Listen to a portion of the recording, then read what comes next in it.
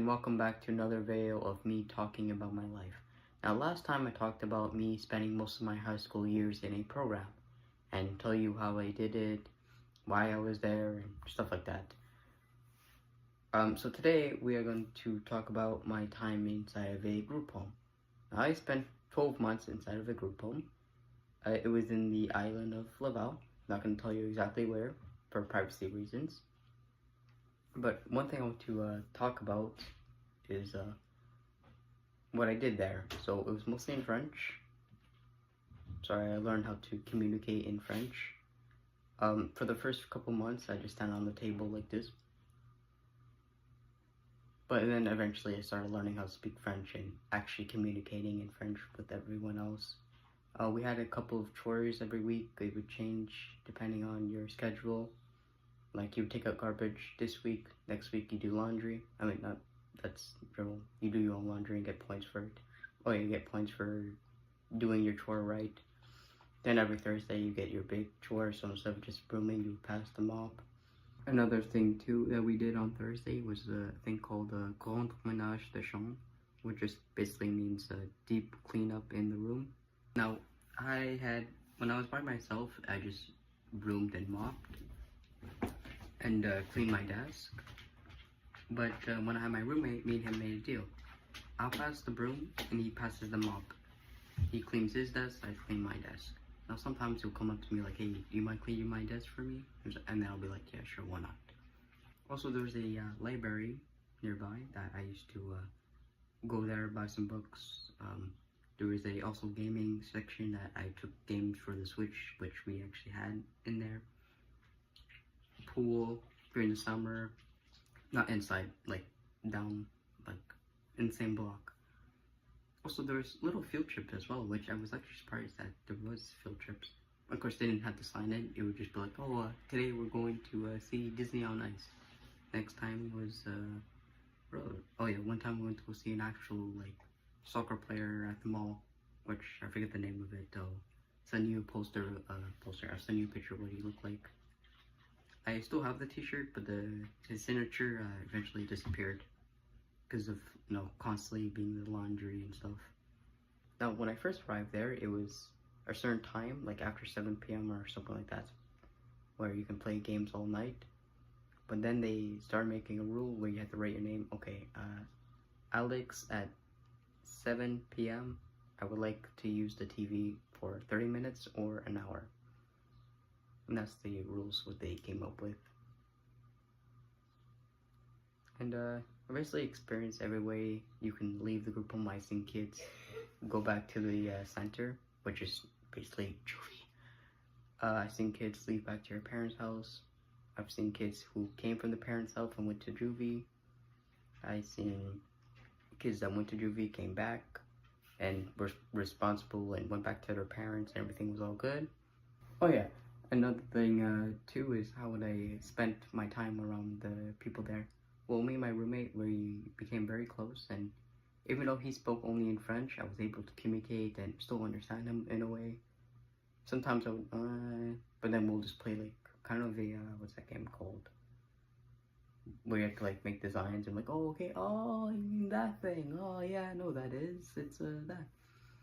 But then I realized one main word I immediately learned in there was comment je dis. And that word really helped me because I really was just when I was on the table, I'll be like, comment je dis water bottle, and they'll be like, oh, c'est bouteille d'eau, and then next day I'll be like, oh, mon bouteille d'eau, c'est something in there. I remember one time I was a bit shy in there, so this guy comes up to me, he's like, hey, we're gonna go buy ice cream with the group, you wanna come with us? I'm like, oh yeah, sure. And then that's when I started becoming more closer with them. This is what, I think 3 weeks in there. But one big thing that happened, I know I keep on saying one more thing, but the more I talk about it, the more it comes back to me and more flashbacks it kicks in. Where, when I was at the group home, they were having they wanted to remodel it, so they took all of us and brought us to a new place. That place was alright, it was not my favorite place, but it was pretty nice. Then we went back to the main place, and I don't know, I kind of liked the old place more. It was more inviting. Everything looked like a condo, gray, white, bit of black. Like, everything looked like a condo. Which, I don't know, I don't really like the new environment of the whole, like, everything must look like a condo. Like, every time I walk into McDonald's, I always feel like I have to take off my shoes because it's so nice in there for some odd reason. Like, it feels more approaching for adults rather than kids. Which is probably a good thing for health-wise, now if I think about it, so... Anyways, I'm getting off track. The last thing I want to mention is the educators that were there. Now, there were 5 educators. Per day, there was only max 2. And then every Wednesday, would all of them would come in and have a meeting. We would also have Saint Shabai, also known as Saint Hubert, every single Wednesday. Actually, one time I actually got to see them going shopping, delivering it, and actually helped out with that. Also, another thing too about the educators. She wasn't an educator, but I like to call her the chef. But she also did the groceries there. Like, she would go out, buy the groceries. Not with her own money, with the government's money. Like, the government would give her a card, well, the system would give her a card, and she would go buy the groceries, cook for us. During the time, like I said, where we moved houses, I don't know where she went, but she left. I think she went back to the center again. I forgot what I was gonna say. Oh yeah, so we got replaced with another person, and I'm not gonna lie, the other person's, like, the newer person's cooking was a lot better, just saying. And then, well, her cooking wasn't too bad, it was alright, but the other chef's cooking, beautiful. But then when she left, and the older one came back, I don't know why, but for some odd reason, her cooking just, maybe because I got sick and tired of the same thing. Oh yeah, I forgot to say that, the food was kind of on the same schedule, like every, I forget what it was, but basically would have the exact same thing. Not every day, not every week, but like eventually it would circle back to the same things again. Actually, what I found out from the people that were there for a long time told me that back in the day, this is what they did, is that each kid would write down their names of what foods they would like in that week period, and it would keep on switching. I think there was max 9 people in there, so 9 people, 9 weeks, it would change.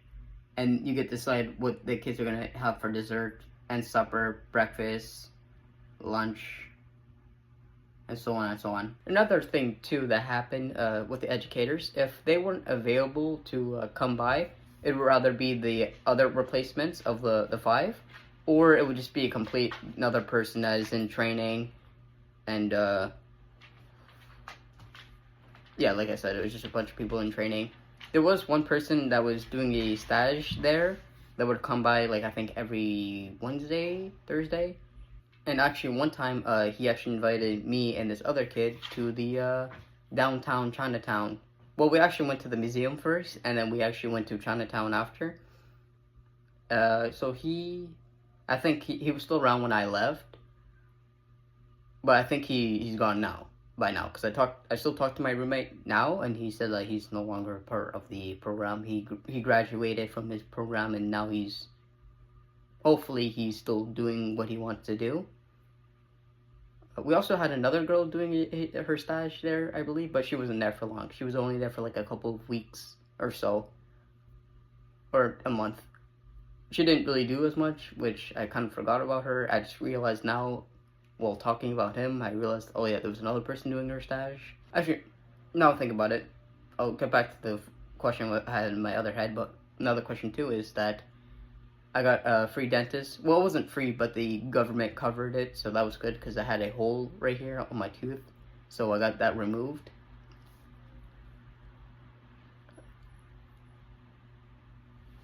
Yeah, right there. Okay, I was making sure if it saw on the camera. So yeah, I got that tooth.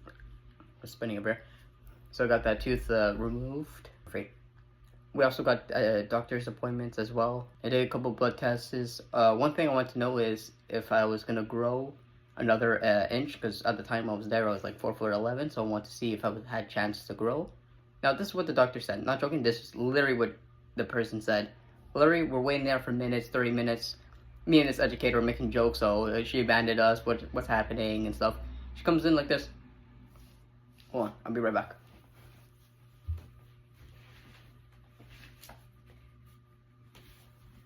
I don't really have a chart, but we're just gonna pretend like this is the chart. Oh, okay. I'm like sitting there. Do you think I'm gonna have chance to grow? No, no. Okay, bye bye. I'm like, what? Okay, that was quick. Quickest appointment ever. Well, kind of. I did have to wait there for like 30 minutes. But just to let you guys know, recently I found out that I did grow an inch, but I still grew. So she was kind of lying, which isn't a bad lie. I'm not complaining or anything. I kept on saying every time I pause, I'm like, oh, this is it. I'm done for now. But then, as I'm editing the video, I realized, oh yeah, I forgot about that part. So I'm just making sure that I have all of the throw up out of my body, and making sure I don't leave any interesting things out.